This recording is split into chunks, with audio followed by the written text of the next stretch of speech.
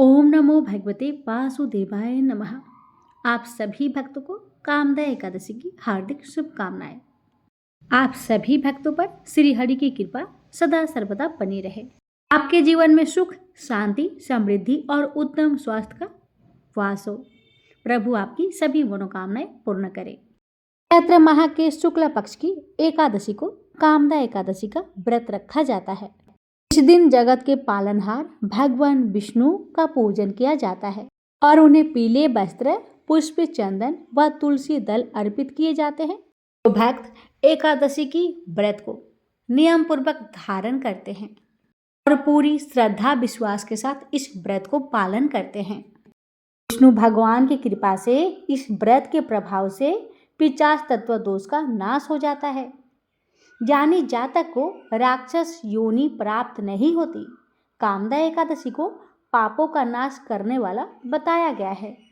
इस दिन विष्णु जी की पूजा करने से उनका आशीर्वाद प्राप्त होता है और जीवन में सुख समृद्धि बनी रहती है। इस दिन माता लक्ष्मी की भी पूजा करना अत्यंत शुभ माना गया है। ऐसा करने से साधक को सुख सौभाग्य की प्राप्ति होती है। अब आइए सुनते हैं कथा। धर्मराज युधिष्ठिर कहने लगे कि हे भगवान, मैं आपको कोटि कोटि नमस्कार करता हूँ। अब आप कृपा करके चैत्र महीने की शुक्ल पक्ष की एकादशी का महात्म्य कहिए। श्री कृष्ण भगवान कहने लगे, हे धर्मराज, यही प्रश्न एक समय राजा दिलीप ने गुरु वशिष्ठ जी से किया था और जो समाधान उन्होंने किया वो सब मैं तुमसे कहता हूँ। प्राचीन काल में भोगीपुर नामक एक नगर था। वहाँ पर अनेक ऐश्वर्य से युक्त पुंडरीक नाम का एक राजा राज्य करता था। भोगीपुर नगर में अनेक अप्सरा, किन्नर तथा गंधर्व वास करते थे। उनमें से एक जगह ललिता और ललित नाम के दो स्त्री पुरुष अत्यंत वैभवशाली घर में निवास करते थे। उन दोनों में अत्यंत स्नेह था, जहाँ तक कि अलग अलग हो जाने पर दोनों व्याकुल हो जाते थे। एक समय पुंडरीक की सभा में अन्य गंधर्वों सहित ललित भी गान कर रहा था। गाते गाते उसको अपनी प्रिय ललिता का ध्यान आ गया और उसका स्वर भंग होने के कारण गाने का स्वरूप बिगड़ गया। ललित के मन के भाव जानकर कारकोट नामक नाग ने पदभंग होने का कारण राजा से कह दिया। तब पुंडरीक ने क्रोधपूर्वक कहा कि तू मेरे सामने गाता हुआ अपनी स्त्री का स्मरण कर रहा है, अतः तू कच्चा मांस और मनुष्य को खाने वाला राक्षस बनकर अपने किए कर्म का फल भोग। पुंडरीक के श्राप से ललित उसी क्षण महाकाय विशाल राक्षस हो गया। उसका मुख अत्यंत भयंकर, नेत्र सूर्य चंद्रमा की तरह प्रदीप्त तथा मुख से अग्नि निकलने लगे। उसकी नाक पर्वत की कंदरा के समान विशाल हो गया और गर्दन पर्वत के समान लगने लगी। सिर के बाल पर्वतों पर खरे वृक्षों के समान लगने लगे तथा भुजाएं अत्यंत लंबी हो गई। कुल मिलाकर उसका शरीर 8 योजन विस्तार में हो गया। इस प्रकार राक्षस होकर वह अनेक प्रकार के दुख भोगने लगा। जब उसकी प्रियतमा ललिता को यह वृत्तांत मालूम हुआ तो उसे अत्यंत खेद हुआ और वह अपने पति के उद्धार का यत्न सोचने लगी। वह राक्षस अनेक प्रकार के घोर दुख सहता हुआ घने वनों में रहने लगा। उसकी स्त्री उसके पीछे पीछे जाती और विलाप करती रहती। एक बार ललिता अपने पति के पीछे घूमती घूमती विंध्याचल पर्वत पर पहुंच गई, जहां पर श्रृंगी ऋषि का आश्रम था। ललिता शीघ्र ही श्रृंगी ऋषि के आश्रम में गई और वहां जाकर विनीत भाव से प्रार्थना करने लगी। उसे देखकर श्रृंगी ऋषि बोले कि हे सुभागे, तुम कौन हो और यहाँ किस लिए आई हो? ललिता बोली कि हे मुने, मेरा नाम ललिता है। मेरा पति राजा पुंडरीक के श्राप से विशालकाय राक्षस हो गया है। इससे इसको महान दुख हो रहा है, उसके उद्धार का कोई उपाय बतलाइए। श्रृंगी ऋषि बोले, हे गंधर्व कन्या, अब चैत्र शुक्ल एकादशी आने वाली है, जिसका नाम कामदा एकादशी है।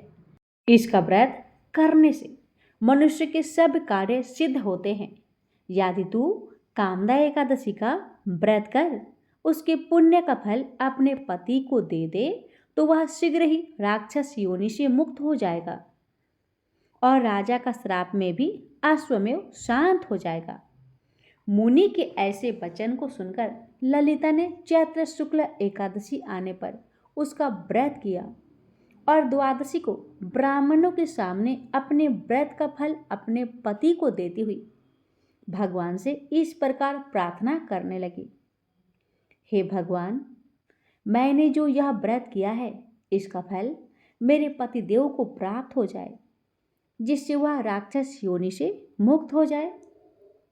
एकादशी का फल देते ही उसका पति राक्षस योनि से मुक्त होकर अपने पुराने स्वरूप को प्राप्त हुआ। फिर अनेक सुंदर वस्त्र आभूषणों से युक्त होकर ललिता के साथ विहार करने लगा। उसके पश्चात वे दोनों विमान में बैठकर स्वर्गलोक को चले गए। वशिष्ठ मुनि कहने लगे कि हे राजन, इस व्रत को विधि पूर्वक करने से समस्त पाप नाश हो जाते हैं तथा राक्षस आदि की योनि भी छूट जाती है। संसार में इसके बराबर कोई और दूसरा व्रत नहीं है। इसकी कथा पढ़ने या सुनने से ही वाजपेयी यज्ञ का फल प्राप्त होता है। प्रेम से बोलिए लक्ष्मीपति विष्णु भगवान की जय। भक्तों, यह थी कामदा एकादशी की पौराणिक और प्रचलित कथा। अब आइए सुनते हैं एकादशी माता की व्रत कथा और इसके साथ ही सुनेंगे एकादशी व्रत में सुनी जाने वाली अन्य कथाएं। प्रेम से बोलिए लक्ष्मीपति विष्णु भगवान की जय, एकादशी माता की जय। तो सुनिए एकादशी माता की व्रत कथा। कथा के अनुसार जो भक्त सच्चे मन से यह कथा सुनता है उसके जीवन में धन्य धान्य की वृद्धि होती है और भगवान विष्णु की कृपा से भक्तों की सभी मनोकामना पूर्ण होती है। तो आइए सुनते हैं कथा। एक बुढ़िया माँ एक बार 11 माता का व्रत रखी। बड़ी ही भाव भक्ति से पूजा अर्चना की। उन्हें वृद्ध अवस्था में क्या बाधा थी, वो तो अपने पुत्र पौत्रों की सुख सुविधा के लिए व्रत रखने लगी। वे दिन भर तो जरा कठोर मन करके अपनी प्यास को रख रही। दिन में पूजा पाठ किया, कथा सुनी और पंडित जी को मिट्टी के पात्र में भरकर पानी और ऋतुफल दान दिया। दोनों भर भर कर बूरा वितरण किया। उन्हें गर्मी के कारण बहुत बेचैनी हो रही थी। इस कारण से बड़ी देर तक पानी में पड़ी रही और पानी की कुल्ला करती रही, मुंह धोती रही। तब कहीं थोड़ा बहुत धैर्य बंध पाया। धूप तो तेज पड़ रही थी, इस कारण बार बार मुंह सूख रहा था। बूढ़ी माँ बहुत बेचैन हो रही थी। एक बुढ़ापा और दूसरे ये भयंकर गर्मी, वृद्ध अवस्था की स्थिति तो कुछ दूसरे ही प्रकार की होती है। ऐसे तैसे रो धो के दिन कट पाया। अब पहाड़ सी रात सामने थी, उसका काटना बड़ा ही कठिन दिखाई दे रहा था। खटिया पर पड़े शांति नहीं मिल रही थी। वे बार बार करवट बदल रही थी। अनेक बार वो बाहर जाती और भीतर आती। उन्हें घर के अंदर शांति नहीं थी। वे पड़ी पड़ी एकादशी माता का स्मरण करती रही। वे कहती रही कि हे माता जी, आप मेरी लाज रखेगा, आप ही मुझे शक्ति दे दीजिएगा जिससे मैं भली भांति आपका व्रत कर सकूं और ये पहाड़ सी रात शांति पूर्वक व्यतीत हो सके। प्यास के कारण बूढ़ी माँ की बेचैनी तो बढ़ ही रही थी। उन्होंने धैर्य रखने का बहुत प्रयास किया, किंतु सहनशीलता की सीमा टूट गई और वे घबराकर एकदम चिल्ला पड़ी। बोली, बचाओ बचाओ बचाओ। अम्मा का चिल्लाना सुनकर परिवार भर के नर नारी, बच्चे और पड़ोसी एकत्रित होकर बूढ़ी अम्मा की खटिया के समीप पहुंच गए। सबने पूछा, अम्मा जी आपको क्या हो गया? आप क्यों चिल्ला पड़ी हैं? आप इस वृद्धावस्था में ये कठिन व्रत क्यों कर रही हैं? अम्मा जी ने कहा, शक्ति से ही भक्ति होती है। थोड़ी ही देर में वे फिर से बोली कि अरे हमारे प्राण तो ही निकल जा रहे हैं। मेरी छाती पर ठंडे पानी का घड़ा रख दीजिए। नातियों ने दादी की छाती पर ठंडे पानी का पात्र रख दिया। तब कहीं उन्हें थोड़ा बहुत आराम मिला और थोड़ी देर के लिए उन्होंने अपनी आंखें बंद कर ली। एकादशी माता ने सोचा कि ये बूढ़ी अम्मा है तो बहुत कठोर, जरा जाकर उसकी परीक्षा लेनी चाहिए। वे आधी रात को मुर्गा बनकर टेर लगाने लगी। मुर्गा की आवाज सुनकर दादी जल्दी से उठी और बाहर जाकर आसमान की ओर देखा, किंतु आसमान में कहीं उन्हें प्रातःकालीन तारा दिखाई नहीं दिया। वे सोचने लगी कि ये मुर्गा क्यों और कैसे बोल गया है। वे तो आधा रात मालूम प्रतीत होता है। उन्हें प्यास तो बहुत लग ही रही थी। थोड़ा बहुत उनका मन भी विचलित होने लगा था, किंतु अंत में उन्होंने दृढ़ निश्चय किया कि मैं अब व्रत को पूर्ण करके ही छोड़ूंगी, चाहे कुछ भी हो जाए, मेरा प्राण ही क्यों ना निकल जाए। ये सोचकर फिर वे खटिया पर शिथिल होकर सो गई। थोड़ी ही देर में एकादशी माता ने उनकी फिर से परीक्षा लेनी चाहिए। एक छोटी सी बालिका एक गिलास में शरबत लेकर उनके सिरहाने खड़ी हो गई और जोर से बोली, दादी जी सवेरा हो गया, हाथ मुंह धोकर शरबत पी लीजिएगा। पहले तो शरबत का गिलास देखकर उनका मन ललचाने लगा, किंतु अचानक व्रत का स्मरण हो आया और उन्होंने सोचा कि मैं किसी भी प्रकार से अभी शरबत नहीं पी सकती हूँ, और वे शांतिपूर्वक अपनी खटिया पर लेट गई।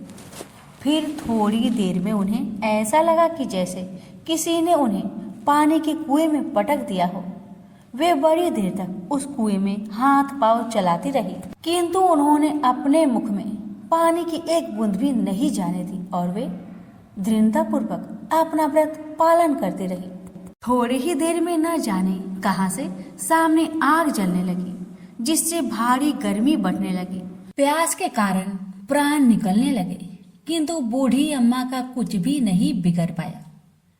वे जहां की तहां मुस्कुराती हुई बैठी रही। थोड़ी ही देर में बाहर प्रकाश दिखाई देने लगा। ऐसा लगा कि जैसे सवेरा हो आया। बूढ़ी अम्मा ने जब बाहर निकलकर देखा तो समझ गई कि अभी सवेरा होने में 3-4 घंटे की देरी है। यह जानकर वे शांतिपूर्वक इधर उधर घूमने फिरने लगी। एकादशी माता ये बात अच्छी तरह से समझ गई कि ये बूढ़ी अम्मा किसी भी प्रकार से अपने व्रत से नहीं टल सकती। वे उनके सत्य व्रत को ही अच्छी तरह से समझ गई। सवेरा होते ही बूढ़ी माँ ने स्नान किया, भगवान का पूजा पाठ किया, एकादशी माता की कथा सुनी, ब्राह्मणों को दक्षिणा देकर भोजन करवाया। तब कहीं बूढ़ी अम्मा ने जल ग्रहण किया। कन्याओं को भोजन कराने के बाद अम्मा ने भोजन किया। तो श्रेष्ठ व्रत के प्रताप से बूढ़ी अम्मा की आयु में वृद्धि हो गई। उनका घर परिवार हरा भरा हो गया। घर में अब उनके कोई भी अभाव नहीं रहा। वे हर तरह के सुख साधनों से संपन्न हो गई। नाती नातिनों से उनका घर भर गया और वे उसी दिन से 12 महीने की एकादशी का व्रत करने लगी। एकादशी माता के व्रत के प्रताप से इस संसार में हर प्रकार के सुख भोग कर अंत में वैकुंठ धाम को चली गई। से बोलिए एकादशी माता की जय। आइए श्रवण करते हैं एकादशी व्रत की महिमा की कथा। प्राचीन काल में रुकमांद नामक एक राजा थे। भगवान विष्णु की आराधना ही उनका जीवन था। वे चराचर जगत में अपने आराध्य भगवान के दर्शन करते तथा पद्मनाभ भगवान की सेवा की भावना से ही अपने राज्य का संचालन करते थे। वे सभी प्राणियों के प्रति क्षमा भाव रखते थे। राजा रुकमांद ने अपने जीवन में अपनी समस्त प्रजा एवं परिवार सहित एकादशी व्रत के अनुष्ठान का नियम धारण कर रखा था। एकादशी के दिन राज्य की ओर से घोषणा होती थी कि आज एकादशी के दिन 8 वर्ष से अधिक और 25 वर्ष से कम आयु वाला जो भी मनुष्य अन्न खाएगा वह राजा की ओर से दंडनीय होगा। एकादशी के दिन सभी लोग गंगा स्नान एवं दान पुण्य करते थे। राजा के धर्म की ध्वजा सर्वत्र फहराने लगी। धर्म के प्रभाव से प्रजा सर्वथा सुखी एवं समृद्ध थी। राजा रुकमांद का गृहस्थ जीवन पूर्ण रूप से सुखमयी था। वे पीतांबरधारी भगवान श्री हरि की आराधना करते हुए मनुष्य लोक के उत्तम भोग भोग रहे थे। उनकी पतिव्रता पत्नी संध्यावली साक्षात भगवती लक्ष्मी का दूसरा रूप थी। वह सभी दृष्टि से पति का सुख संपादन करने में आदित्य थी। पति का सुख ही रानी संध्यावली का जीवन था। पति की सेवा वह अपने हाथों से करती थी। का पुत्र धर्मागत गुणों में अपने पिता के अनुरूप ही था। उसकी भी बुद्धि भगवान श्री हरि की चरणों में लग गई थी। वह अपने माता पिता का आज्ञाकारी था। उसमें राज्य संचालन की पूर्व योग्यता थी तथा मदिरा एवं जुआ आदि कोई दुर्व्यसन न थी। वह भी प्रजा पालक एवं प्रजा की रक्षा में सदा तत्पर रहता था। राजा रुकमांद ने अपने पुत्र धर्मागद के गुणों से प्रसन्न हो राज्य संचार का भार उसके कंधों पर देना आरंभ कर दिया। श्री विष्णु जी की आराधना एवं एकादशी व्रत के प्रभाव से राजा से समस्त प्रजा सुखी थी। मृत्यु के पश्चात सभी बैकुंठ धाम में जाने लगे। नरक के द्वार तक कोई नहीं जाता था। संपूर्ण नरक सूना हो गया। सूर्यपुत्र यमराज एवं चित्रगुप्त के लिए कोई कार्य रहा ही नहीं। जब सभी प्रजाजन बैकुंठ जाने लगे तब यमराज किन्हें दंड दे और चित्रगुप्त किनके कार्य का हिसाब रखे। अंत में ब्रह्मा जी की सभा में पहुंचे। उन्होंने ब्रह्मा जी से राजा रुकमांद के प्रभाव का वर्णन करते हुए कहा, पितामह, भगवान विष्णु की आराधना एवं एकादशी व्रत के प्रभाव से समस्त प्राणी बैकुंठ धाम को प्राप्त हो रहे हैं। नरक में कोई प्राणी नहीं आ रहा है। लंबे समय से हम लोग व्यर्थ बैठे हैं। यह सुनकर ब्रह्मा जी को अत्यंत प्रसन्नता हुई। वे मन ही मन भक्तराज रुकमांद को नमन करने लगे। ब्रह्मा जी रुकमांद की ऐसी अद्भुत महिमा को और बढ़ाना चाहते थे।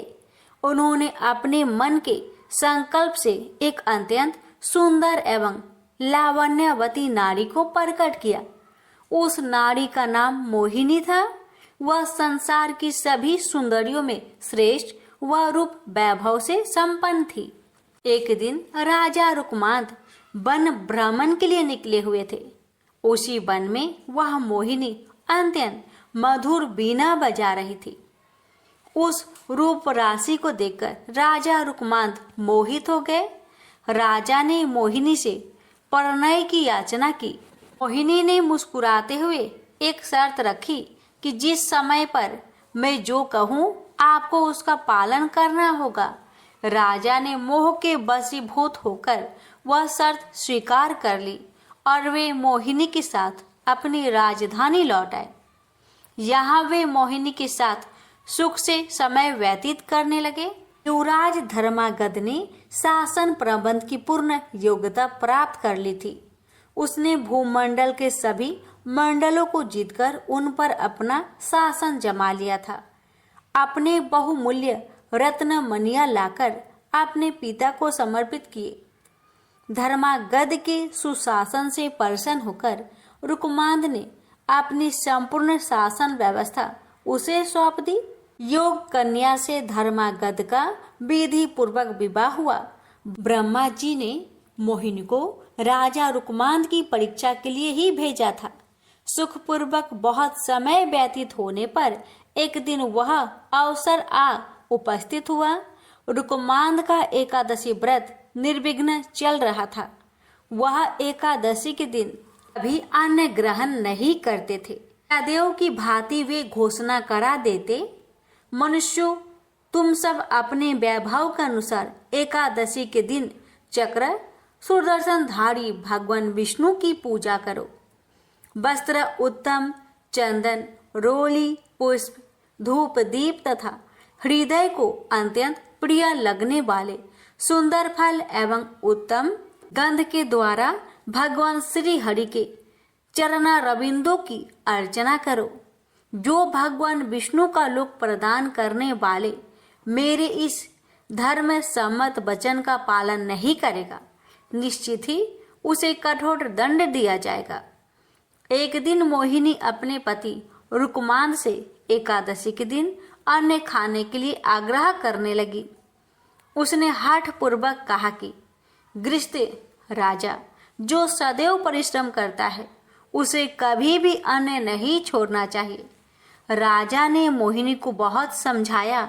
उन्होंने शास्त्रों का प्रमाण देकर बताया कि एकादशी के दिन जो अन्न खाता है वह पाप का भागी और नरकगामी होता है, किंतु मोहिनी अपने हठ पर अड़ी रही। राजा ने उसे अनेक प्रलोभन भी दिए, परंतु मोहिनी पर उन बातों का कोई प्रभाव न पड़ा। मोहिनी ने राजा को विवाह के समय दी हुई अपनी शर्त की स्मृति कराई। जो मैं कहूंगी उसे उसको पालन करना होगा, अन्यथा आप असत्यवादी हो जाएंगे एवं सत्य का त्याग करने से आपको पाप का भागी होना पड़ेगा। मोहिनी ने अंत में ये भी घोषणा की, यदि आप एकादशी के दिन अन्न ग्रहण नहीं करेंगे तो मैं आपको त्याग कर चली जाऊंगी। रुकमांद ने मोहिनी को पुनः समझाते हुए पुराणों का प्रमाण दिया और कहा कि पुराणों में स्थान स्थान पर यह घोषणा की गई है कि एकादशी पर भोजन नहीं करना चाहिए, परंतु मोहिनी अपने निश्चय पर अटल रही। वह अपने पति को असत्यवादी घोषित करते हुए उन्हें छोड़कर जाने को तत्पर थी। इधर राजा रुकमांद मोहिनी पर आसक्त होते हुए भी एकादशी के दिन अन्न न ग्रहण करने के निश्चय पे दृढ़ थे। पितृभक्त धर्मांगत एवं पतिव्रता रानी संध्यावली ने मोहिनी को राजा को छोड़कर न जाने के लिए बहुत समझाया। रानी संध्यावली ने अत्यंत मधुर वाणी में मोहिनी से कहा, जो नारी सदा अपने पति की आज्ञा का पालन करती है उसे सावित्री के समान अक्षय तथा निर्मल लोक प्राप्त होते हैं। देवी, तुम अपना यह आग्रह छोड़ दे। महाराज ने कभी बचपन में भी एकादशी के दिन अन्न ग्रहण नहीं किया है, अतः तुम इसके लिए उन्हें बाध्य मत करो। तुम उनसे कोई अन्य वर मांग लो। देवी, जो वचन से और शपथ दोष से पति को विवश करके उनसे न करने योग्य कार्य करा लेती है, वह पाप परायणता नारी नरक में निवास करती है। वह भयंकर नरक से निकलने के पश्चात 12 जन्मों तक सुकड़ी की योनि में जन्म लेती है, तत्पश्चात चंडाली होती है। सुंदरी, इस प्रकार पाप का परिणाम जानकर मैंने तुम्हें सखी भाव से मना किया है। धर्म की इच्छा रखने वाले मनुष्य को उचित है कि वह शत्रु को भी अच्छी बुद्धि, उचित परामर्श दे। सुंदरी, जिस पत्नी के पति उसके व्यवहार से दुखी होते हैं, वह समृद्धिशालिनी हो तो भी उस पापनी की अधोगति ही कही गई है। वह 17 युगों तक पुई नामक नरक में पड़ी रहती है। वह तत्पश्चात 7 जन्मों तक छुछुंदर होती है, तदंतर काक योनि में जन्म लेती है। स्त्रियों के लिए एकमात्र पति के सिवा संसार में दूसरा कौन देवता है। इतनी अच्छी बातें सुनने पर भी मोहिनी की बुद्धि शुद्ध नहीं हुई। उसकी भाभी उसके सिर पर नाच रही थी। जगत को अच्छी शिक्षा मिलने वाली थी। मोहिनी की दुर्दशा होनी ही थी। रानी संध्यावली की बातें सुनकर दुष्ट हरिदिया मोहिनी ने अपनी एक नई शर्त रखी। राजा रुकमांद अपने हाथों से अपने पुत्र धर्मागत की सिर काटकर भेंट करे अथवा एकादशी के दिन का अन्न ग्रहण करे, तभी उनके सत्य की रक्षा हो सकती है। राजा रुकमांद मोहिनी की नई शर्त सुनकर अर्ध मूर्छित से होने लगे। मूर्ख मोहिनी को अपनी भाभी दुर्दशा का किंचित मात्र भी विचार नहीं था। वह अपने पति को अनेक समझाने एवं अनुनय विनय करने पर भी कुछ ध्यान न देकर अपने हठ पर अड़ी रही। अंत में धर्मागध एवं रानी संध्या बली ने महाराजा रुकमान से प्रार्थना करके उन्हें सत्य की रक्षा के लिए राजी किया। सत्य की महिमा विलक्षण है। राजा रुकमांद हाथ में तलवार लेकर धर्मागध का सिर काटने के लिए उद्धत हुए। धर्मागध ने भक्ति पूर्वक माता पिता के चरणों में सिर टेक कर प्रणाम किया और भगवान विष्णु के ध्यान में मग्न हो तलवार की धार के सामने अपना सिर धरती पर रख दिया। कृपालु भगवान विष्णु राजा रुकमांद, रानी संध्या बली एवं धर्मागध की धैर्य देख रहे थे। चमचमाती तलवार जैसे ही धर्मागध के सिर को छूने वाली थी, तैसे ही भगवान श्री हरि ने प्रकट होकर राजा का हाथ पकड़ लिया। उस अद्भुत दृश्य को देवगण भी देख रहे थे।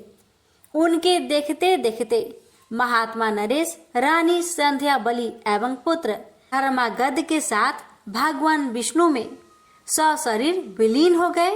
क्रूर हृदया मोहिनी भी यह दृश्य देख रही थी।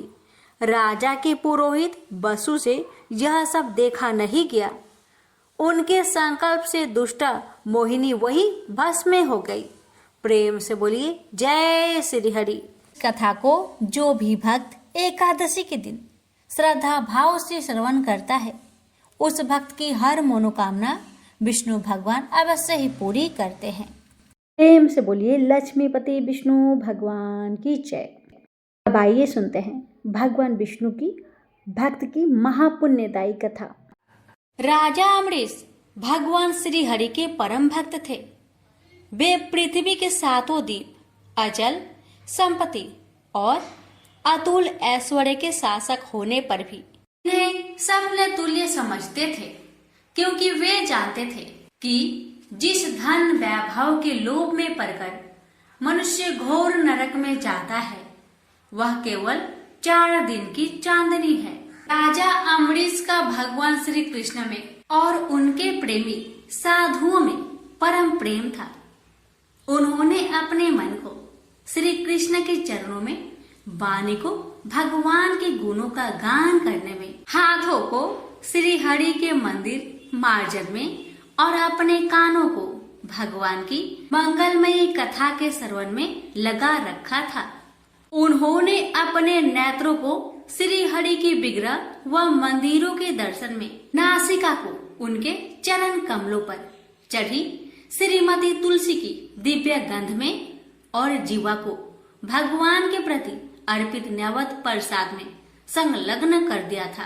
राजा अमरीश के पैर भगवान के क्षेत्र आदि की पैदल यात्रा करने में ही लगे रहते और वे सिर से भगवान श्री कृष्ण के चरण कमलों की वंदना किया करते थे। इस प्रकार उन्होंने अपने सारे कर्म यज्ञ पुरुष इंद्रियातीत भगवान के प्रति उन्हें सर्वोत्तम एवं सर्वरूप समझकर समर्पित कर दिए थे और भागवत भक्त ब्राह्मणों की आज्ञा अनुसार वे इस पृथ्वी का शासक करते थे। उन्होंने बड़ी बड़ी दक्षिणा वाले अनेकों अश्वमेध यज्ञ करके यज्ञाधिपति भगवान की आराधना की थी।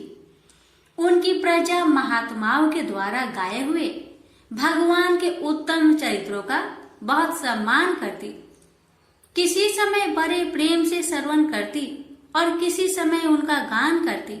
इस प्रकार उनके राज्य के मनुष्य देवताओं के अत्यंत प्यारे स्वर्ग की भी इच्छा नहीं करते। राजा अमरीश की अनन्य प्रेममयी भक्ति से प्रसन्न होकर भगवान ने उनकी रक्षा के लिए सुदर्शन चक्र को नियुक्त कर दिया था, जो विरोधियों को भयभीत करने वाला एवं भगवान भक्तों की रक्षा करने वाला है। एक बार उन्होंने अपनी पत्नी के साथ भगवान श्री कृष्ण की आराधना करने के लिए 1 वर्ष तक द्वादशी प्रधान एकादशी व्रत करने का नियम ग्रहण किया। उन्होंने 3 रात का उपवास किया और एक दिन यमुना जी में स्नान करके भगवान श्री कृष्ण की पूजा की। तत्पश्चात पहले ब्राह्मणों को स्वादिष्ट और अत्यंत गुणकारी भोजन कराकर उन लोगों के घर 60 करोड़ गौएं सुसज्जित करके भेज दी। जब ब्राह्मणों को सब कुछ मिल चुका तब राजा ने उन लोगों से आज्ञा लेकर व्रत का पारण करने की तैयारी की।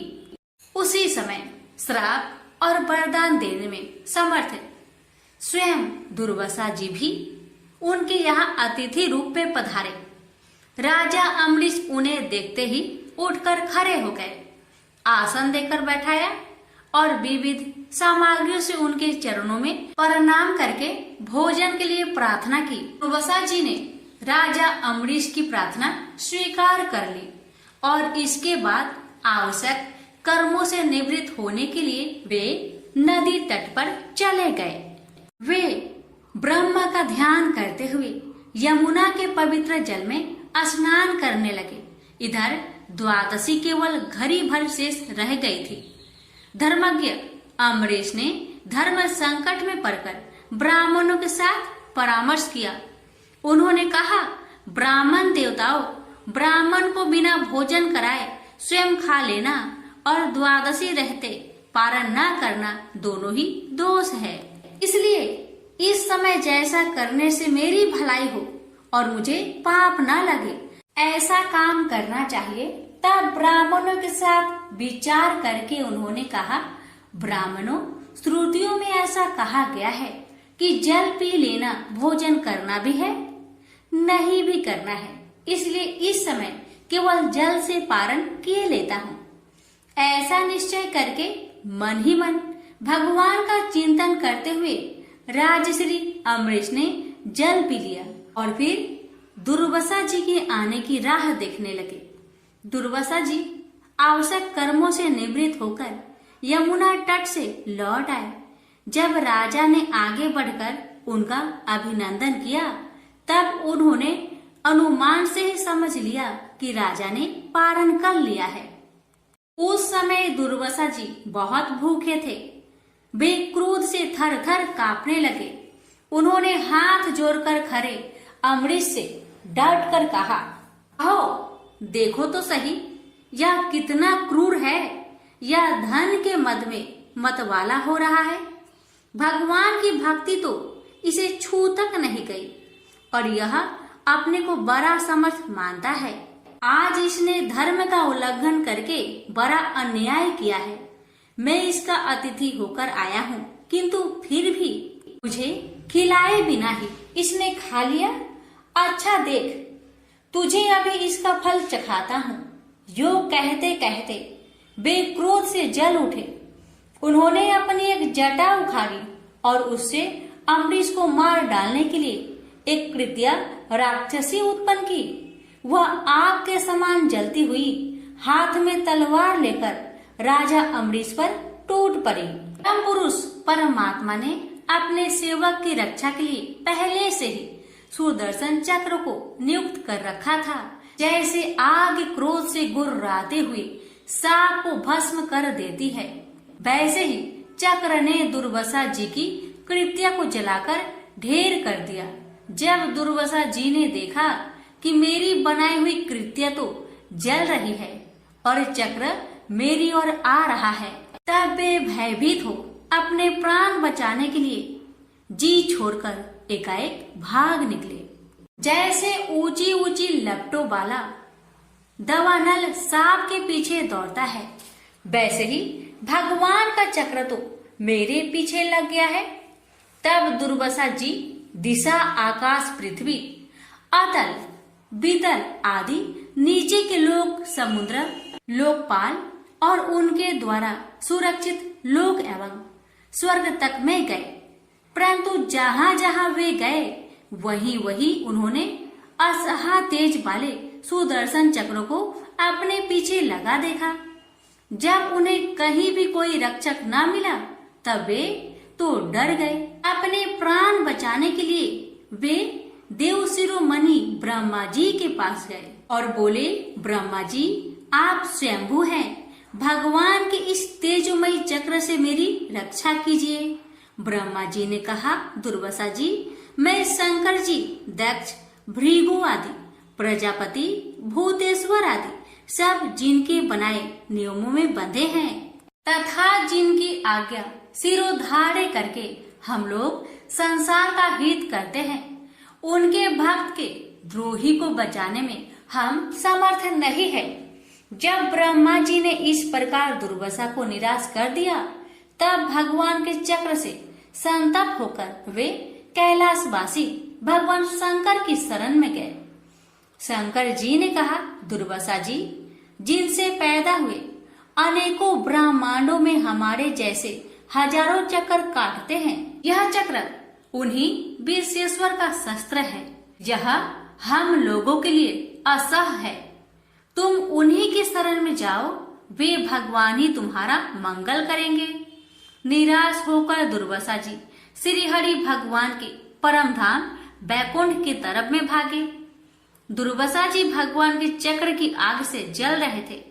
वे भगवान के चरणों में गिर पड़े। उन्होंने कहा, हे अच्युत्य, हे अनंत, आप संतों के एकमात्र इच्छित है। प्रभु, संपूर्ण जगत के जीवन दाता, मैं अपराधी हूँ, आप मेरी रक्षा कीजिए। आपका परम प्रभाव न जानने के कारण ही मैंने आपके प्यारे भक्त का अपराध किया है। प्रभु, आप मुझे बचाइए। श्री भगवान ने कहा, दुर्वासा जी, मैं सर्वथा भक्तों के अधीन हूँ। मुझ में तनिक भी स्वतंत्रता नहीं है। जो भक्त स्त्री, पुत्र, गृह, गुरुजन, प्राण, धन, इहलोक और परलोक सबको छोड़कर केवल मेरी शरण में आ गए हैं, उन्हें छोड़ने का संकल्प भी मैं कैसे कर सकता हूँ। इसमें संदेह नहीं कि ब्राह्मणों के लिए तपस्या और विद्या परम कल्याण के साधन है, परंतु यदि ब्राह्मण उद्दंड और अन्यायी हो जाए तो वे ही दोनों उल्टा फल देने लगते हैं। दुर्वासा जी सुनिए, मैं आपको एक उपाय बताता हूँ, जिसका अनिष्ट करने से आपको इस विपत्ति में आना पड़ा है। आप उसी के पास जाइए, उनसे क्षमा मांगिए, तब आपको शांति मिलेगी। सुदर्शन चक्र की ज्वाला से जलते हुए दुर्वासा लौटकर राजा अम्बरीश के पास आए और उन्होंने अत्यंत दुखी होकर राजा के पैर पकड़ लिए। दुर्वासा जी की यह चेष्टा देखकर और उनके चरण पकड़ने से लज्जित होकर राजा अम्बरीश भगवान के चक्र की स्तुति करने लगे। अम्बरीश ने कहा, प्रभु सुदर्शन, आप अग्नि स्वरूप है, भगवान के प्यारे, हजार दांत वाले चक्र देवा, मैं आपको नमस्कार करता हूँ।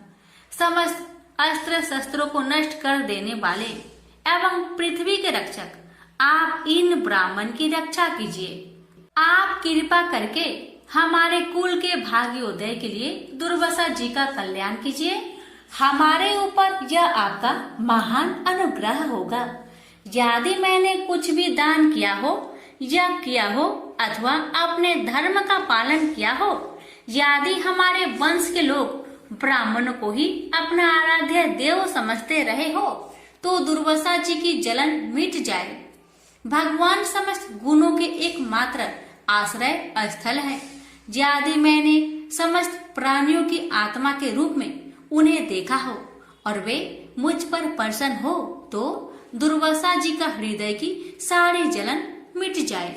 अब राजा अम्बरीश ने दुर्वासा जी को सब ओर से जलाने वाले भगवान के सुदर्शन चक्र की इस प्रकार स्तुति की। तब उनका प्रार्थना से चक्र शांत हो गया। जब दुर्वासा चक्र की आग से मुक्त हो गए और उनका चित्त स्वस्थ हो गया, तब वे राजा अम्बरीश को अनेकानेक उत्तम आशीर्वाद देते हुए उनकी प्रशंसा करने लगे। दुर्वासा जी ने कहा, धन्य है, आज मैंने भगवान के प्रेमी भक्त का महत्व देखा।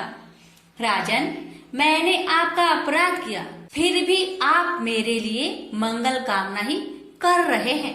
महाराज अम्बरीश, आपका हृदय करुणा भाव से परिपूर्ण है। आपने मेरे ऊपर महान अनुग्रह किया। अहो, आपने मेरे अपराध भुलाकर मेरी रक्षा की है। जब से दुर्वासा जी चक्र से जीवन रक्षा के लिए भाग रहे थे, तब से राजा अमरीश ने भोजन नहीं किया था। वे दुर्वासा जी के लौटने की राह देख रहे थे।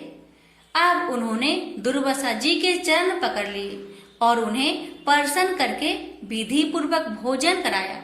दुर्वासा जी ने बहुत ही संतुष्ट होकर राजा अमरीश के गुणों की प्रशंसा की और उनके बाद उनसे अनुमति लेकर आकाश मार्ग से प्रस्थान किया। जब सुदर्शन चक्र से भयभीत होकर दुर्वासा जी भाग रहे थे, तब से लेकर उनके लौटने तक 1 वर्ष का समय बीत गया था। इतने दिनों तक राजा अमरीश उनके दर्शन की आकांक्षा से केवल जल पीकर रहे। दुर्वासा जी के जाने के बाद उनके भोजन से बचे हुए अत्यंत पवित्र अन्न को राजा ने सपरिवार ग्रहण किया। कुछ वर्ष बीतने पर राजा अमरीश ने अपने ही समान भक्त पुत्र पर राज्य का भार छोड़ दिया और स्वयं वन में चले गए। वहां वे बड़ी दृढ़ता के साथ आत्म स्वरूप भगवान में अपना मन लगाकर गुणों के प्रवाह रूपी संसार से मुक्त हो गए। प्रेम से बोलिए लक्ष्मी नारायण की जय। अब आइए सुनते हैं एकादशी व्रत को पूर्ण करने वाली तुलसी माता की कहानी। यह कथा है शंखचूड़ की संहार की कथा। प्रजापति महर्षि कश्यप की कई पत्नियां थी। उनमें से एक का नाम था दनु। दनु की संतान दानव कहलाए। उसी दनु के बड़े पुत्र का नाम दंभ था। दंभ बहुत ही सदाचारी और धार्मिक प्रवृत्ति का था। अन्य दानवों की भांति उसमें ना तो ईर्ष्या ही थी और ना ही देवताओं से देश भावना। वह विष्णु का भक्त था और उन्हीं की आराधना किया करता था। लेकिन उसे एक ही चिंता सताती रहती थी कि उसके कोई पुत्र न था। आचार्य शुक्र ने उसे श्री कृष्ण मंत्र की दीक्षा दी। दंभ ने दीक्षा पाकर पुष्कर में महान अनुष्ठान किया। अनुष्ठान सफल हुआ। उसके अनुष्ठान से प्रसन्न होकर भगवान विष्णु प्रकट होकर बोले, बस मैं तुम्हारे अनुष्ठान से प्रसन्न हूं, पर मांगो। दंभ बोला, भगवान यदि आप मेरी तपस्या से प्रसन्न है तो मुझे ऐसा पुत्र दे जो आपका भक्त हो और त्रिलोक की जय हो। उसे देवता भी युद्ध में ना जीत सके। भगवान विष्णु ने तथास्तु कहा और अंतर्ध्यान हो गए और दंभ प्रसन्नचित अपने घर लौट आया। गोलोक में श्री राधा ने श्री कृष्ण पार्षद श्री दामा को असुर होने का श्राप दिया था। श्राप मिलने पर वही दंभ की पत्नी के गर्भ में आया। जन्म होने के पश्चात दंभ ने अपने उस पुत्र का नाम शंखचूड़ रखा। जब वह कुछ बड़ा हुआ तो दंभ ने उसे मुनि जैगी शिष्य की देख रेख में रख दिया। मुनि जैगी शिष्य ने उसे शिक्षा दीक्षा दी। अपनी कुमार अवस्था में ही शंखचूड़ पुष्कर में पहुंचा और उस महान धार्मिक तप स्थली में ध्यान मग्न रहकर वर्षों तक ब्रह्मा जी की तपस्या करता रहा। उसकी घोर तपस्या से प्रसन्न होकर ब्रह्मा जी प्रकट होकर बोले, वत्स मैं तुम्हारी तपस्या से प्रसन्न हूँ, वर मांगो। पितामह मुझे ऐसा वरदान दीजिए कि मुझे देवता पराजित ना कर सके। शंखचूड़ ने कहा। ब्रह्मा जी ने उसे ऐसा ही वरदान दिया और श्री कृष्ण कवच प्रदान करते हुए उसे आदेश दिया, शंखचूड़ तुम बद्री का आश्रम चले जाओ। वहां तुम्हारा भाग्य का सितारा उदय होने की प्रतीक्षा कर रहा है। आदेश मानकर शंखचूड़ बद्री का आश्रम पहुंचा। वहां महाराज धर्मध्वज की पुत्री तुलसी भी तपस्या कर रही थी। दोनों का आपस में परिचय हुआ और ब्रह्मा जी की इच्छा अनुसार दोनों का विवाह हो गया। अपनी पत्नी को लेकर शंखचूड़ पुनः दैत्यपुरी लौट गया। शुक्राचार्य ने उसे दानवों का आधिपति बना दिया। सिंहासन पर बैठते ही उसने अपना साम्राज्य बढ़ाने के लिए देवलोक पर चढ़ाई कर दी। ब्रह्मा जी के वरदान के कारण वह अजय हो चुका था। देवताओं को उसे हराने में कोई कठिनाई नहीं हुई। उसने अमरावती पर कब्जा जमा लिया। इंद्र अमरावती छोड़कर भाग निकले। देवता उसके डर से कंदराओं में जा छुपे। शंखचूड़ तीनों लोकों का शासक हो गया और सब लोकपालों का कार्य भी उसने संभाल लिया। उसने अपनी प्रजा की भलाई के लिए अनेक कार्य किए। प्रजा उससे बहुत प्रसन्न थी। सर्वत्र सुख और शांति थी, क्योंकि शंखचूड़ स्वयं भी कृष्ण भगवान का भक्त था। अतः उसकी प्रजा भी भगवान कृष्ण पर पूरी आस्था रखने लगी। उसके राज्य से अधर्म का नाश हो गया। प्रजा इंद्र और देवताओं को भूलने लगी। इससे देवताओं को बहुत क्षोभ हुआ। इंद्र पितामह ब्रह्मा के पास पहुंचकर बोले, पितामह, आपने शंखचूड़ को अभय होने का वरदान देकर उसे निरंकुश बना दिया है। वह अमरावती पर कब्जा जमाए बैठा है। देवता डर डर की ठोकरें खा रहे हैं। हमें बताए हम क्या करें। पितामह बोले, सुरेंद्र, शंखचूड़ धार्मिक और रीति से अपना शासन चला रहा है। प्रजा उससे प्रसन्न है। उसके राज्य में प्रजा सुखी और संपन्न है। हमें उससे कोई शिकायत नहीं है। इंद्र बोले, यह सब तो ठीक है पितामह, लेकिन क्या हम यूं ही भटकते रहे?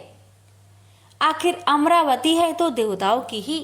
पितामह बोले, अवश्य है, किंतु शंखचूड़ ने तुम्हें युद्ध में पराजित करके उसे प्राप्त किया है। उसने तुम्हारी प्रजा को भी कोई कष्ट नहीं पहुंचाया है।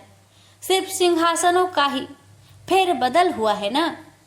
इंद्र बोला, लेकिन पितामह, हम आपकी संतानें हैं। क्या आप चाहेंगे कि आपकी संतानें यूं ही दर बदर भटकती रहे? कुछ उपाय कीजिए पितामह। पितामह बोले, मैं इसमें कुछ नहीं कर सकता देवेंद्र। जब तक शंखचूड़ के भाग्य में अमरावती का ऐश्वर्य भोगना है, वह भोगेगा ही। तुम भगवान विष्णु के पास चले जाओ, वे अवश्य ही कोई उपाय तुम्हें सुझा देंगे। वहां से निराश होकर इंद्र विष्णु भगवान के पास पहुंचे और उनकी स्तुति करने लगे और बोले, भगवान, देवता इस समय भारी संकट में हैं। ब्रह्मा जी ने अपनी असमर्थता जाहिर करके मुझे आपके पास भेज दिया है। कुछ कीजिए प्रभु, अन्यथा संपूर्ण देव जाति ही नष्ट हो जाएगी। विष्णु भगवान बोले, पितामह का कहना ठीक है। मैं भी अकारण शंखचूड़ के संबंधों में हस्तक्षेप करना पसंद नहीं करता। उसकी सारी प्रजा कृष्ण भक्त है और कृष्ण मेरा ही प्रति स्वरूप है। मैं अपने भक्त पर कष्ट होते नहीं देख सकता, लेकिन निराश होने की आवश्यकता नहीं। सूर्यराज, तुम भगवान शिव के पास चले जाओ और उन्हीं से कोई उपाय पूछो। वे अवश्य तुम्हारे कष्ट का निवारण कर देंगे। विष्णु भगवान की बात सुनकर इंद्र निराश भाव से बैकुंठ से निकल आए। अंत में वह भगवान शिव के पास कैलाश पर्वत न जाकर शिवलोक पहुंचे और भगवान शिव की स्तुति करके अपने आने का प्रयोजन बताया। भगवान शिव ने उसकी बात सुनी और उसे आश्वस्त किया। धैर्य रखो सूर्यराज, तुम्हारा सिंहासन तुम्हें अवश्य प्राप्त होगा। मैं गंधर्वराज चित्ररथ को अभी दूत बनाकर शंखचूड़ के पास रवाना करता हूँ। शिव के आदेश अनुसार गंधर्वराज चित्ररथ शंखचूड़ के राजधानी पहुंचा। उस समय शंखचूड़ अपने सिंहासन पर विराजमान था। चित्ररथ ने उसका अभिवादन करने के पश्चात अपने आने का कारण बताया। दैत्यराज, मैं गंधर्वराज चित्ररथ हूँ और भगवान शिव का एक संदेश लेकर आपके पास आया हूँ। यह सुनकर शंखचूड़ के चेहरे पर आश्चर्य झलक आया। शिव के दूत को सामने पाकर वह सिंहासन से उठकर बोला, मेरा अहोभाग्य है कि भगवान शिव ने मुझे किसी योग समझा। आप संदेश सुनाए। क्या संदेश भेजा है भगवान रुद्र ने?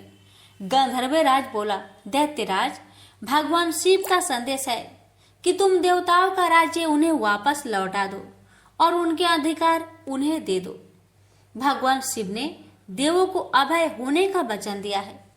शंखचूड़ बोला, गंधर्वराज, भगवान शिव से मेरा प्रणाम कहना और उनसे कह देना कि शंखचूड़ के हृदय में आपके लिए बहुत ही ज्यादा श्रद्धा है, परंतु यदि उन्होंने इंद्र के बहकावे में आकर मुझे दंडित करने का निश्चय किया है तो मैं उनकी बात नहीं मानूंगा और उनसे भी युद्ध करने के लिए तैयार हो जाऊंगा। चित्ररथ वापस लौटा और उसने भगवान शंकर को शंखचूड़ का उत्तर सुनाया। यह सुनकर शिव क्रोधित हो गए और अपने गणों को युद्ध का आदेश दे दिया।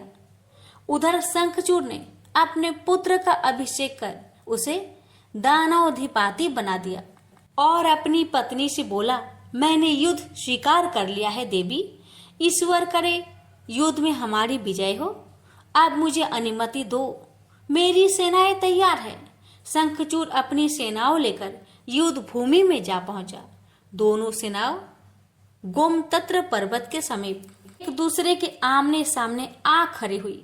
भगवान शिव ने शंखचूड़ के पास एक बार फिर संदेश भेजा कि वह नादानी ना करे और युद्ध से दूर रहकर उनकी बात मान ले, किंतु शंखचूड़ न माना और दोनों सेनाओं में घनघोर युद्ध छिड़ गया। भगवान शिव और शंखचूड़ आमने सामने डट गए। दोनों में अनेक अस्त्र शस्त्रों से युद्ध होने लगा। फिर भगवान शिव ने जैसे ही शंखचूड़ का वध करने के लिए त्रिशूल उठाया तो आकाशवाणी हुई, देवाधिदेव आप प्रलयंकर है, सर्वसमर्थ है, किंतु आपको मर्यादा की रक्षा करनी चाहिए। श्रुति की मर्यादा को नष्ट ना करे। जब तक शंखचूड़ के पास हरि का कवच है और जब तक उसकी पतिव्रता पत्नी मौजूद है तब तक उस पर बुढ़ापा नहीं आ सकता और ना ही उसकी मृत्यु हो सकती है। आकाशवाणी के खत्म होते ही शिव का त्रिशूल अपने आप रुक गया। तभी भगवान विष्णु प्रकट हुए।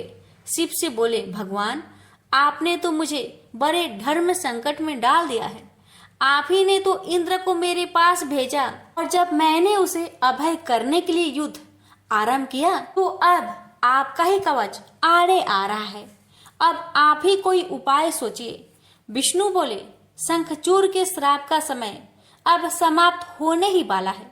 भगवान अब इसे असुर योनि से मुक्त करके गोलोक भेजना पड़ेगा। यह कृष्ण भक्त है और कृष्ण मेरा ही प्रति स्वरूप है, अतः इसे वापस गोलोक भेजना होगा। फिर विष्णु ने एक ब्राह्मण का वेश धारण किया और शंखचूड़ के पास पहुंचकर बोले, दानवराज मैं एक निर्धन ब्राह्मण हूँ, कुछ पाने की आस के लिए आपके पास आया हूँ।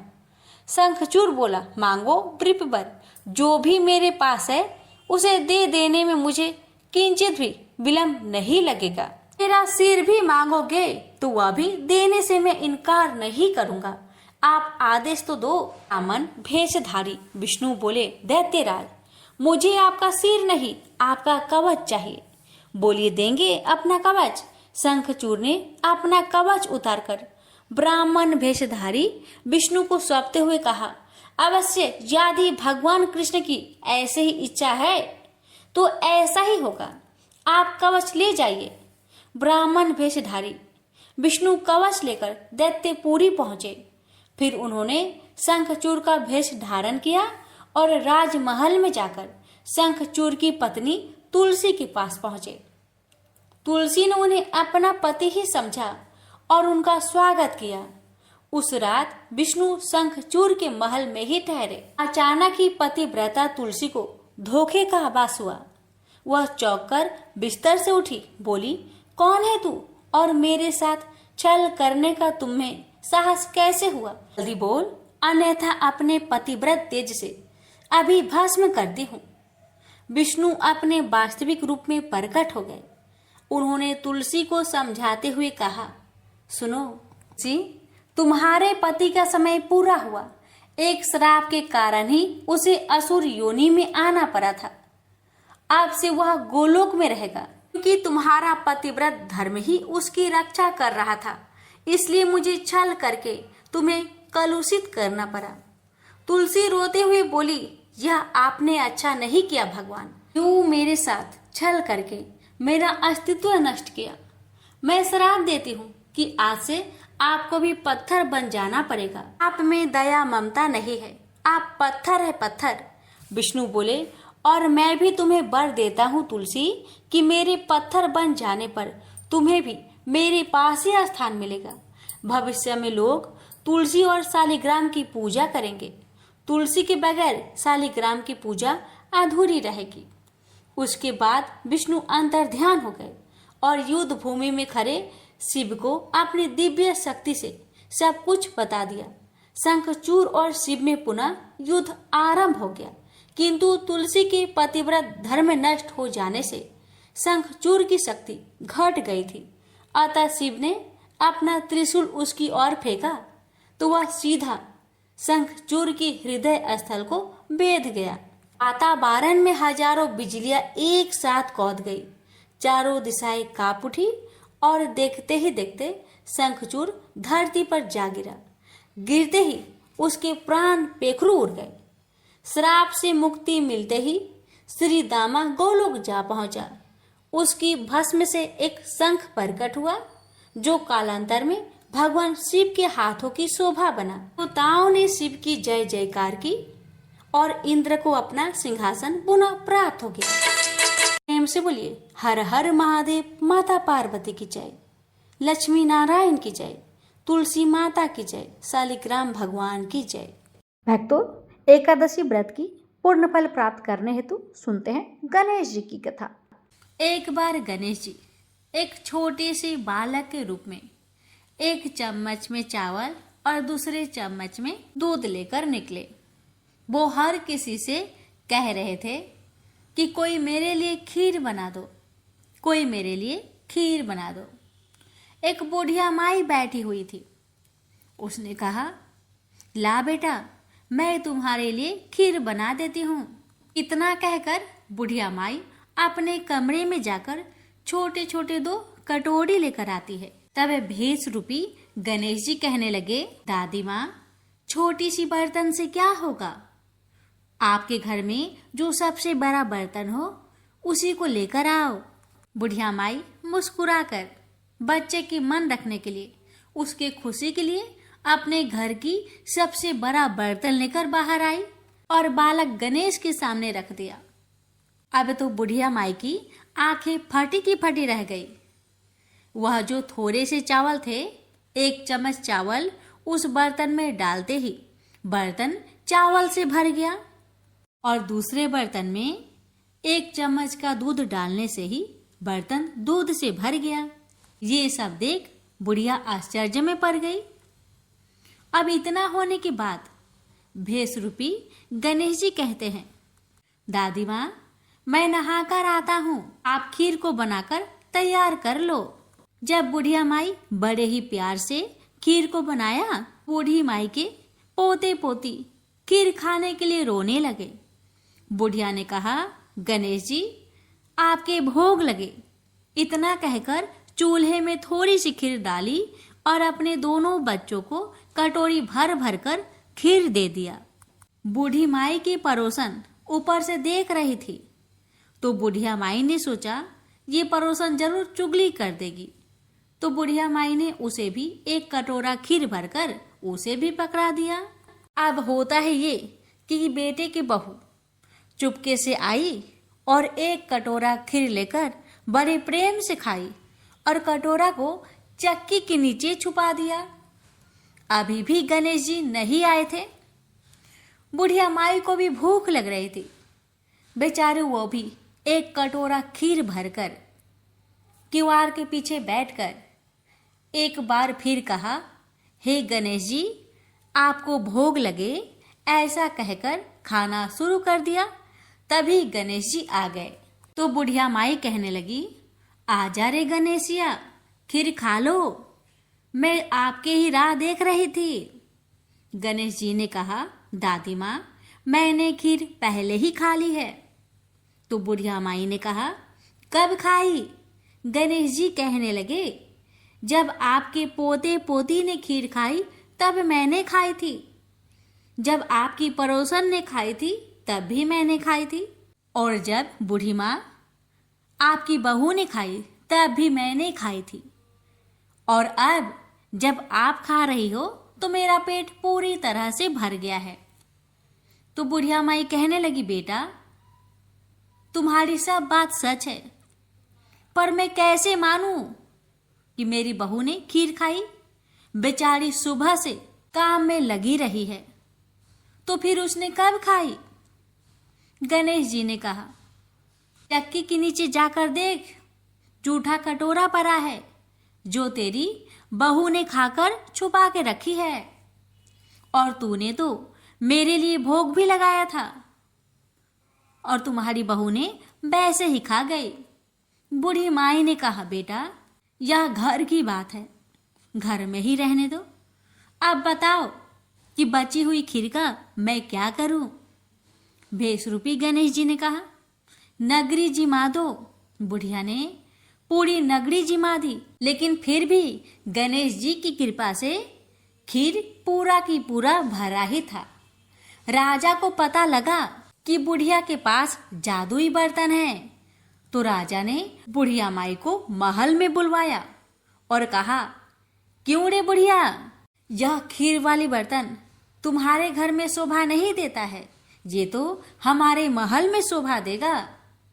तो बुढ़िया ने कहा, राजा जी अगर आपको खीर का बर्तन लेना है तो ले लो। अब तो राजा लालच में पड़कर बुढ़िया माई के खीर के बर्तन को मंगवा लिया। खीर के बर्तन महल में लाते ही कीड़े मकोड़े बिच्छू कचले हो गए और खीर से दुर्गंध आने लगी। यह देखकर राजा ने बुढ़िया से कहा कि हे बुढ़िया, क्या तुम जादू टोना जानती हो? ये खीर के बर्तन महल में आते ही कीड़े मकोड़े बिच्छू में बदल गए, ऐसा क्यों? मुझे बताओ।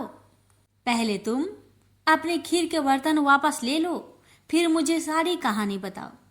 राजा ने जैसे ही वह खीर वाली बर्तन बुढ़िया माई को दिया, वैसे ही बूढ़ी माई के हाथों से लगते ही वह खीर फिर से सुगंधित खीरों में बदल गया। ये देखकर राजा बड़े आश्चर्य में पड़ गया और बूढ़ी माई से कहने लगा, हे बुढ़िया माई, कृपा करके बताओ ऐसा चमत्कार कैसे? तो बुढ़िया माई ने कहा, हे महाराज, ये बर्तन मुझे गणेश जी ने दिया है और उन्हीं की कृपा से ये खीर के बर्तन खाली नहीं पड़ती। सारी कहानी बताकर बुढ़िया माई राजा से विदा लेकर अपने घर को चली आती है और गणेश जी से कहती है, हे गणेश जी, बची हुई खीर का मैं क्या करूं? गणेश जी ने कहा कि झोपड़ी की कोने कोने में खरा खोदकर गाड़ दो, उसी जगह सुबह उठकर वापस खोदेगी तो धन के 2 चाड़े मिलेंगे। ऐसा कहकर गणेश जी अंतर्ध्यान हो गए और जाते समय भगवान झोपड़ी को लात मारते हुए गए तो झोपड़ी के स्थान पर महल हो गया।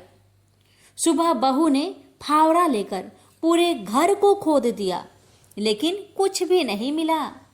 तो बहू कहने लगी, सासू जी, आपके गणेश जी झूठे हैं।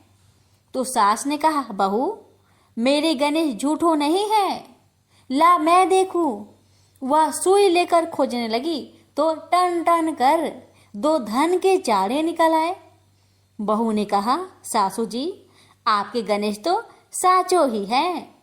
सास ने कहा, गणेश जी तो भावनाओं के भूखे हैं। यह गणेश जी जैसे आपने बुढ़िया माई को दिया, वैसे सबको देना। विनायक जी की कहानी कहने वाले, हुक्कार भरने वाले और आसपास के सुनने वाले सबको देना। प्रेम से बोलिए, जय श्री गणेश। अब सुनते हैं एकादशी की आरती। ओम जय एकादशी, ओम जय एकादशी, जय एकादशी माता। विष्णु पूजा व्रत को धारण कर शक्ति मुक्ति पाता।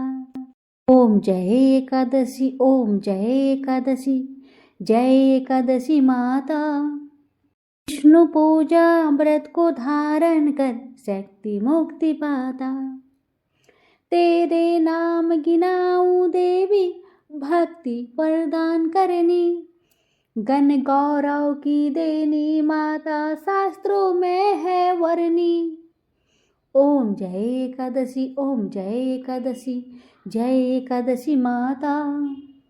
विष्णु पूजा व्रत को धारण कर शक्ति मुक्ति पाता। मार्गशीर्ष के कृष्ण पक्ष की उत्पन्न विश्व तारिणी जन्मी। शुक्ल पक्ष में हुई मोक्षदा मुक्ति दाता बन आई। ओम जय एकादशी, ओम जय एकादशी, जय एकादशी माता। विष्णु पूजा व्रत को धारण कर शक्ति मुक्ति पाता। पौष के कृष्ण पक्ष की सफला नामक है। शुक्ल पक्ष में होए पुत्र द आनंद अधिक रहे। ओम जय एकादशी माता, जय जय एकादशी माता। विष्णु पूजा व्रत को धारण कर शक्ति मुक्ति पाता। ओम जय एकादशी माता। नाम सटतिला माघ मास में कृष्ण पक्ष आवे। शुक्ल पक्ष में जया कहावे, विजय सदा पावे। ओम जय एकादशी, ओम जय एकादशी, जय एकादशी माता। विष्णु पूजा व्रत को धारण कर शक्ति मुक्ति पाता। विजया फाल्गुन कृष्ण पक्ष में शुक्ला आमल की। पाप मोचने कृष्ण पक्ष में चैत्र महाबली की। ओम जय एकादशी माता, जय जय एकादशी माता। विष्णु पूजा व्रत को धारण कर शक्ति मुक्ति पाता। ओम जय एकादशी माता। चैत्र शुक्ल पक्ष में नाम कामदा धन देने वाली। नाम बरुथनी कृष्ण पक्ष में वैशाख माहवाली। ओम जय एकादशी माता, जय जय एकादशी माता। शुक्ल पक्ष में होए मोहिनी अपरा ज्येष्ठ कृष्ण पक्ष। नाम निर्जला सब सुख करनी शुक्ल पक्ष रखी। ओम जय एकादशी माता, जय जय एकादशी माता। योगिनी नाम आषाढ़ में जानो कृष्ण पक्ष करनी। देवसैनी नाम कहा वो शुक्ल पक्ष धरनी। ओम जय एकादशी माता, जय जय एकादशी माता। कामिका श्रावण मास में आवे कृष्ण पक्ष कहिए। श्रावण शुक्ला होए पवित्र आनंद से रहिए। ओम जय एकादशी माता, जय जय एकादशी माता। आजा भाद्रपद कृष्ण पक्ष की परिवर्तनी शुक्ला। इंद्र आश्विन कृष्ण पक्ष में व्रत से भवसागर निकला। ओम जय एकादशी माता, जय जय एकादशी माता। पापंकुशा है शुक्ल पक्ष में आप हरणहारी। रमा मास कार्तिक में आवे सुखदायक भारी। ओम जय एकादशी माता, जय जय एकादशी माता। देवोत्थानी शुक्ल पक्ष की दुख ना सके मैया। पावन मास में करूं विनती पार करो नैया। ओम जय एकादशी माता, जय जय एकादशी माता। परमा कृष्ण पक्ष में होती जन मंगल करनी। शुक्ल मास में होए पद्मिनी दुख दरिद्र हरनी। ओम जय एकादशी माता, जय जय एकादशी माता। विष्णु पूजा व्रत को धारण कर शक्ति मुक्ति पाता। ओम जय एकादशी माता, जय जय एकादशी माता। जो कोई आरती एकादशी की भक्ति सहित गावे। जन गुरु दीता स्वर्ग का वासा निश्चय वह पावे। ओम जय एकादशी माता, जय जय एकादशी माता। विष्णु पूजा व्रत को धारण कर शक्ति मुक्ति पाता। ओम जय एकादशी माता, जय जय एकादशी माता। प्रेम से बोलिए एकादशी माता की जय।